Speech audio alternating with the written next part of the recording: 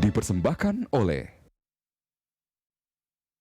Pak Rudi, ayo kita rasakan minum kopi Aceh Gayo Wah, ini dia. dengan mesin Itali. Dengan mesin Itali, oke. Ini gabungan antara lokal dan global ya. Betul, itulah rasa generali. Kita lihat ini brandnya Itali, tapi semua orang Indonesia. Oke.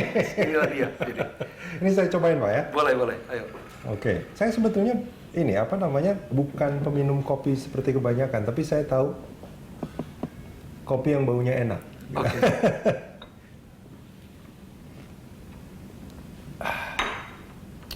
Ini bikin segar Pak. Pak Edi, ini menarik sebetulnya kalau kita ngebahas soal situasi saat ini. Bahkan saya generali punya istilah FUCA, apa itu? FUCA ya. Ada volatility, uncertainty, terus complexity, sama ambiguity. Ini era yang seperti itu Ya. diistilahkan sama generali. Atau mungkin kalau secara umum orang bilang ini ada era disrupsi, Yes. ada perubahan sebetulnya dan kita harus beradaptasi. Nah ini kalau menurut generalis sendiri sebetulnya tantangan, kendala atau hambatan untuk terus tumbuh untuk di era seperti ini itu apa sebetulnya? Tantangan kita paling berat, paling besar sebenarnya adalah human resources. Gimana people, orang-orang kita bisa adaptasi karena lingkungan itu tidak. Saya percaya bahwa orang kan bilang sukses masa lalu akan terjadi ke depan. Our experience become expire. Jadi we have to be ready. Kita harus menjadi siap belajar. Makanya kita lihat environment waktu kita design office kita pun kita memberikan kesempatan orang untuk brainstorming, diskusi, bahwa meeting itu tidak harus di tempat meeting yang formal. Bahkan di tempat seperti ini. Teman-teman saya bisa bikin kopi. Jadi seperti ini tuh sesuatu yang sangat biasa terjadi di antara teman-teman kita. Mereka bisa bikin kopi, bisa ngobrol, mau makan teh, minum teh, atau macam-macam. Sambil memecahkan masalah sambil mungkin? memecahkan permasalahan. Karena kita yakin bahwa permasalahan itu akan banyak bisa kita pecahkan dengan suasana yang informal, tidak formality, sehingga akhirnya kreativitas kita muncul gitu. Because of the business ini kan seperti saya bilang tadi, is a people business. People business yang penuh dengan cinta. Inilah bisnis kita. Oke, ini menarik sebetulnya. Dari tadi sebetulnya beberapa kali saya dengarkan Pak Edi itu ngomong soal people. Ya. Makna people bisa jadi karyawan dan segala macam staff atau pihak-pihak tertentu yang juga berhubungan dengan generali. Ini bagi Pak Edi itu apa sebetulnya? Apakah ini sebagai sebuah aset atau sebetulnya tadi sempat ngobrol-ngobrol juga menyebutkan ini sebagai key dari kesuksesan sebuah perusahaan, bisnis, atau apa sebetulnya? Kita even sampai ke global, kita ngelihat bahwa people itu begitu pentingnya.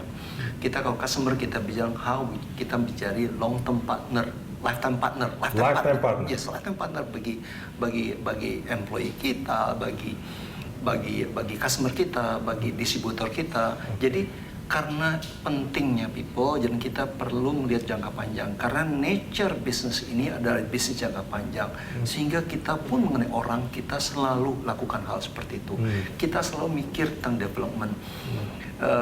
Apa yang kita lakukan? Kita melihat bahwa perlunya development people. Saya bilang tantangan. Apa yang kita lakukan? Kita kirim orang kita ke Hong Kong, ke negara lain, sampai ke Italia.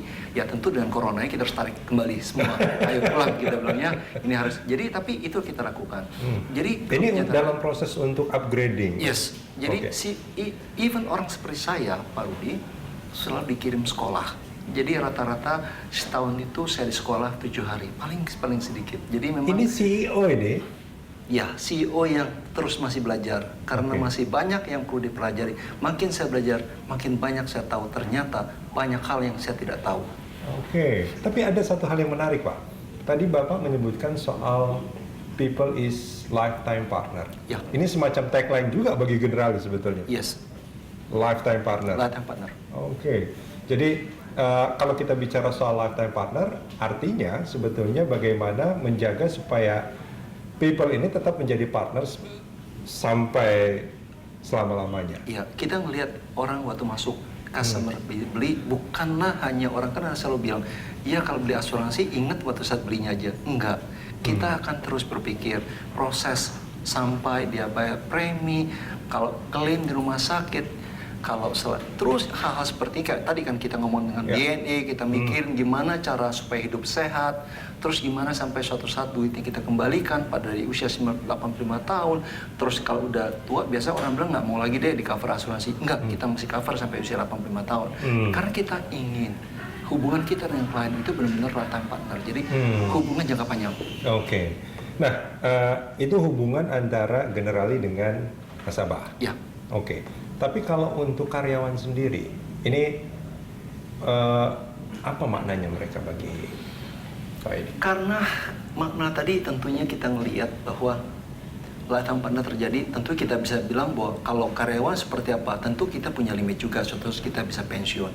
Tapi sebelum kita pensiun, kita mikir banget bahwa jadi begitu Anda masuk jadi karyawan kita, you a part of our big family. Ya, jadi memang kultur Italia dan kultur Indonesia itu hampir mirip. Jadi pada saat saya masuk, saya melihat bahwa kultur Indonesia dan Italia itu sangat mirip.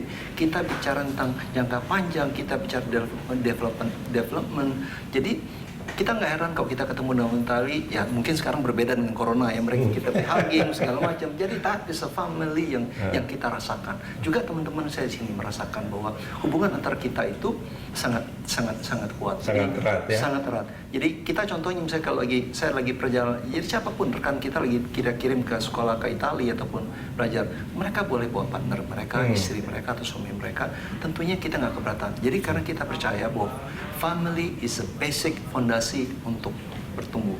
Oke, ini kalau bicara soal family, bicara soal rumah ini, Pak Edi, sebetulnya tadi juga sempat diajak sama Pak Edi untuk melihat beberapa ruangan, banyak coret-coretannya di dinding kaca dan di beberapa tempat ya. Itu sesuatu yang sebetulnya mungkin sulit untuk ditemui di perusahaan yang lain. Ini memang betul-betul saya coba untuk menggarisbawahi bahwa karyawan itu adalah bagian dari keluarga. Yes. Dan itu yang dipegang sama Pak Edi dalam menjalankan perusahaan ini. Ya. Kalau misalkan dalam satu kalimat yang pendek, ini kalau kita bicara soal apa, leadership style, gaya kepemimpinan atau filosofi, Pak Edi ingin menyampaikan apa? Iya. Saya ingat foto SD. Dari suatu kata-kata dari Ki Hajar Dewantara.